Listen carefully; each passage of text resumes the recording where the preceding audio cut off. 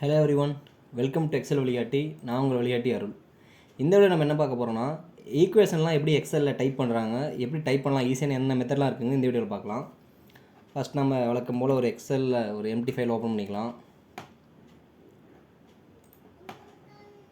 பண்ணிவிட்டு இப்போ நீங்கள் நார்மலாக ஒரு பிதாகரஸ் தியரமோ இல்லை நார்மலாக π/2 அப்படின்னு ஏதோ டைப் பண்ணணும் அப்படின்னா நீங்கள் வந்து டைப் ரைட்டிங் எதுவும் பண்ண முடியாது. ஏன்னா நம்ம டிஃபால்ட்டாக பைங்கிற ஆப்ஷன்லாம் இங்கே கொடுக்கல. இதுக்கு எக்ஸல் இருக்க ஆப்ஷன்ஸ் எல்லாம் 2-3 ஆப்ஷன்ஸ் இருக்குது. நான் ஒரு ஆப்ஷனாக சொல்கிறேன்.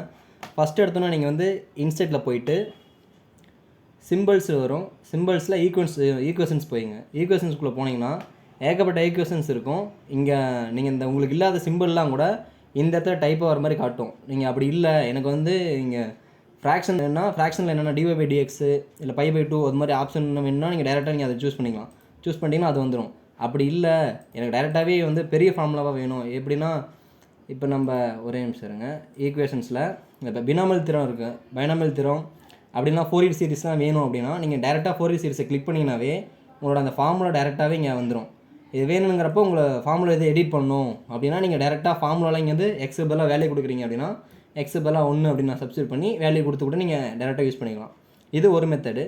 இன்னொரு மெத்தட் எப்படின்னா நீங்களே டைப் பண்ணலாம், எழுதலாம். அது மாதிரி எப்படின்னா ட்ராங்கிற ஆப்ஷன் இருக்கும். நீங்கள் ட்ரா ஆப்ஷன் கிளிக் பண்ணிக்கோங்க.